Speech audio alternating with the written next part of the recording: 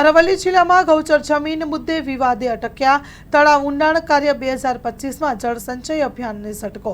જળ સંચય અભિયાન પર અસર, તળાવ ઊંડાણ માટે મંજૂરી ન મળતા અનેક કામો અટવાયા। Story report by Jawansinh Thakor, Aravalli.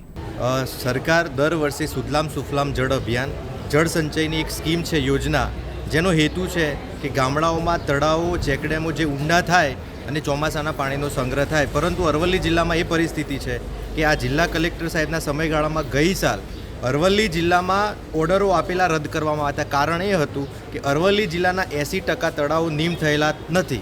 હવે નીમ માટે અગાઉ સૂચના તલાટીને, રેવન્યુ તલાટીને આપેલ હોવા છતાં જેની જવાબદારી છે એ નીમ કરતા નથી। અને બીજી બાજુ સરકાર સુજલામ સુફલામ તળાવ ઊંડા કરવાની સ્કીમ એ ચોમાસાના પાણીના સંગ્રહ માટે લાવી રહી છે, પણ 80% તળાવો ગૌચરમાં હોવા છતાં આ જિલ્લા કલેક્ટર ગઈ સાલ મંજૂરી નથી આપી અને આ વર્ષે પણ આ નિયમ લાવ્યા છે। એટલે મોટાભાગના તળાવો અને ચેકડેમો ઊંડા થઈ શકશે નહીં, જેથી કરીને આ બાબતે એડિશનલ કલેક્ટર સાહેબને, ડીડીઓ સાહેબને, તમામને આ રજૂઆત કરવામાં આવી છે।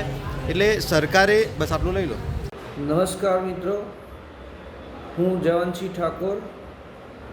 અમારા ગાજણ ગામમાં છેલ્લા 10 વર્ષ અગાઉથી નવા તળાવનું પાણી માટેની મંજૂરી આપેલી છે, ત્યારે છેલ્લા 10 વર્ષથી આ તળાવમાં ટીપું પણ પાણી પડ્યું નથી। ત્યારે હાલના સંજોગોમાં આ તળાવનું પાણી કયા કારણોથી નાખવામાં નથી આવતું નવા તળાવમાં, તે બાબતે ઉચ્ચ કક્ષાએથી તપાસ થાય અને આવનાર ઉનાળામાં પશુ, પંખી અને ઢોરને પાણી પુરવઠો મળી રહે તે માટે સરકારે યોગ્ય કાર્યવાહી કરવી જરૂરી છે।